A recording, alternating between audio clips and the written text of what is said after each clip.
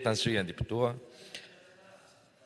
saya bangun untuk menyokong usul kajian separuh penggar AMK 12. Dalam rancangan Malaysia 12, salah satu daripada 3 tema ialah melonjakkan kemampanan, iaitu advancing sustainability, yang memberikan tumpuan kepada mempercepatkan pertumbuhan hijau dan tenaga mampan. Ini juga selaras dengan komitmen Malaysia kepada masyarakat antarabangsa yang berjanji untuk mengurangkan keamatan karbon berbanding KDNK sebanyak 45% menjelang 2030 dari Paras tahun 2005 dan menjadi negara bebas karbon menjelang tahun 2050.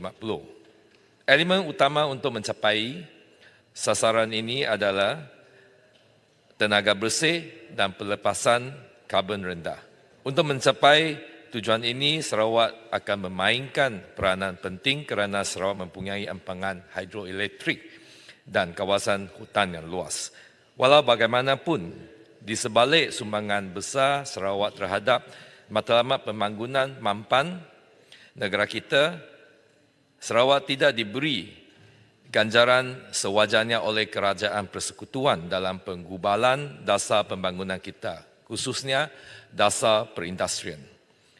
Pada masa yang lalu, minyak dan gas adalah komoditi berharga yang memacu pembangunan negara.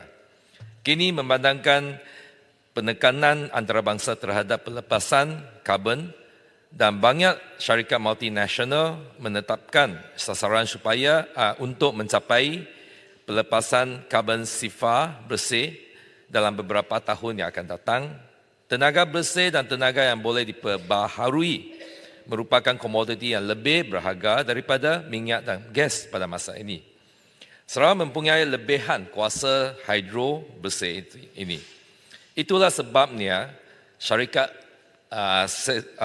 energi berhad sedang berbincang dengan Singapura untuk menjual elektrik kepada Singapura, tetapi kerajaan persekutuan tidak memihak kepada idea tersebut.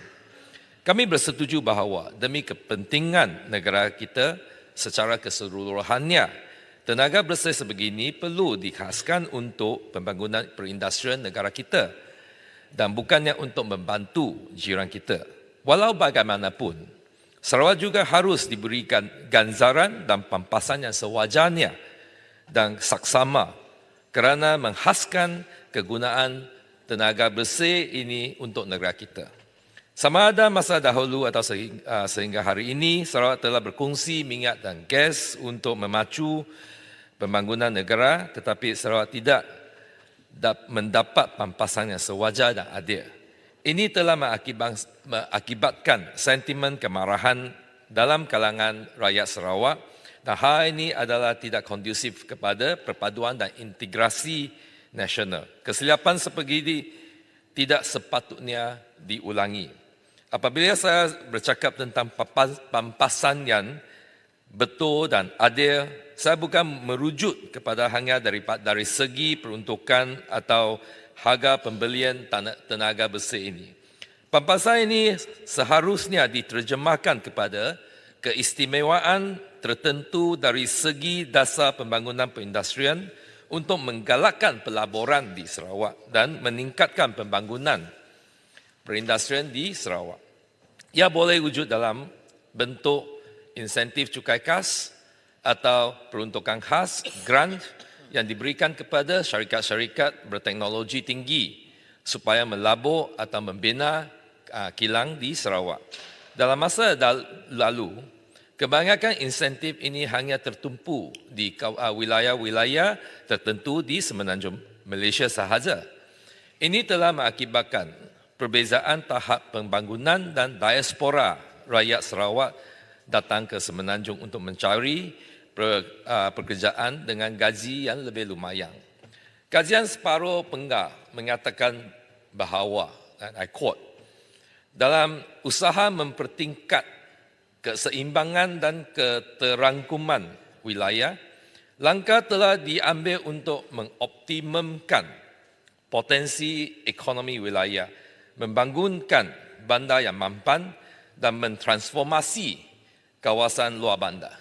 Untuk mencapai sasaran ini, saya rasa Kerajaan Persekutuan mesti mengubah dasar untuk menarik pelabur asing dan pelaburan ke Sarawak.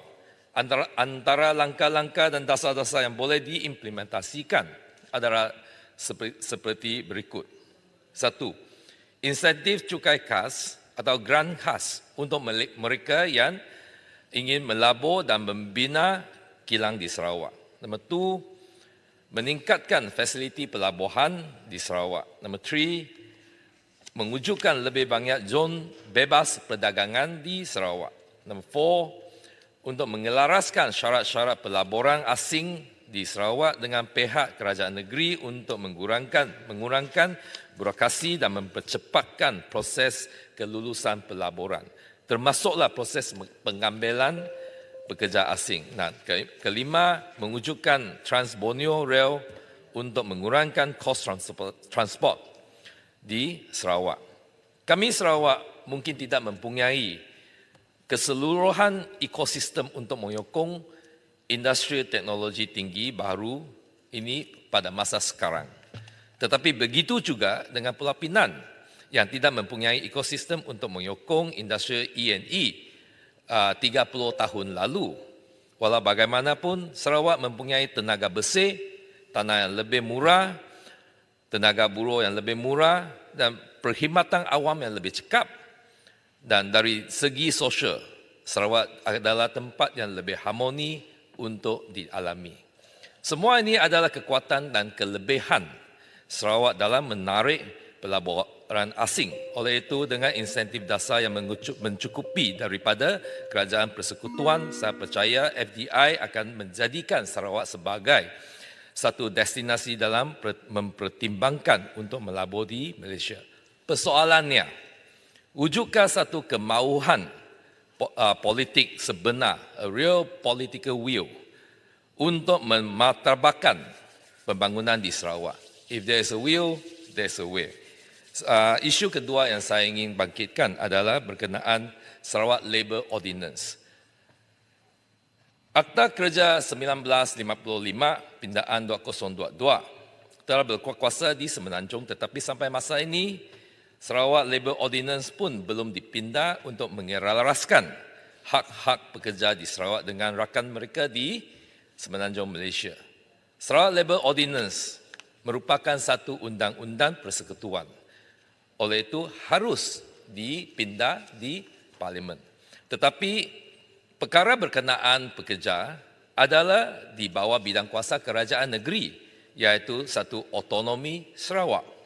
Saya ingin tahu kenapa sampai hari ini Sarawak Labour Ordinance belum lagi dipindah supaya sama hak dan faedah diberi dan perlindungan diberikan kepada pekerja di Sarawak. Kini seorang pekerja di Sarawak yang berupah lebih daripada 2,500 tidak akan menikmati apa-apa perlindungan di bawah Sarawak Labour Ordinance ataupun Akta Pekerja. Malah majikan tidak diwajibkan untuk bayar mereka overtime. Manakala di Semenanjung hanya pekerja yang menerima gaji bulanan yang lebih daripada 4,000 tidak dilindungi di bawah Akta Pekerja. Pekerja wanita di Sarawak pun tidak menikmati cuti bersalin sepanjang 90 hari. Saya ingin tahu apakah halangan kepada pindaan Sarawak Labour Ordinance dan siapakah yang menghalanginya. Untuk kepentingan para pekerja di Sarawak, saya mengiru supaya pindaan terhadap Sarawak Labour Ordinance disegerakan supaya pekerja-pekerja di Sarawak tidak turut ditindaskan. Isu yang terakhir, Tan Sri Yang di-Pertua, adalah mengenai perbelanjaan Kerajaan Persekutuan. Meskipun hutang kerajaan adalah tinggi, pada waktu ekonomi merosot, kerajaan mesti belanja lebih. Hanya melalui suntikan perbelanjaan berlebihan dan tepat oleh pihak kerajaan boleh kita memacu pertumbuhan dan pemulihan ekonomi negara kita. Walau bagaimanapun sejak kebelakangan ini nampaknya kerajaan sama ada mengurangkan bajet untuk kerja kontrak kerajaan atau lambat untuk pengeluaran duit di bawah bajet tersebut. Kontraktor kerajaan perlu menunggu berbulan-bulan selepas kerja siap tetapi barang masih belum dapat dijelaskan. Malah Premier Sarawak pada Julai tahun ini secara terbuka telah mengutuk Kerajaan Persekutuan kerana membuat pengeluaran peruntukan persekutuan secara lewat untuk membaiki sekolah usan dan daif di Sarawak. Kelewatan dalam pelaksanaan projek kerajaan atau pengeluaran dana kerajaan akan menjejaskan lagi ekonomi negara kita. Oleh itu, saya kerajaan untuk membentangkan satu expansionary budget di bulan Oktober dan meningkatkan perbelanjaan pembangunan untuk tahun depan. Seterusnya, kerajaan juga harus mempercepatkan pembayaran dana kepada kontraktor yang telah membuat kerja kontrak untuk kerajaan. Sekian, terima kasih. Terima kasih, Stampin. Saya jemput Yasin.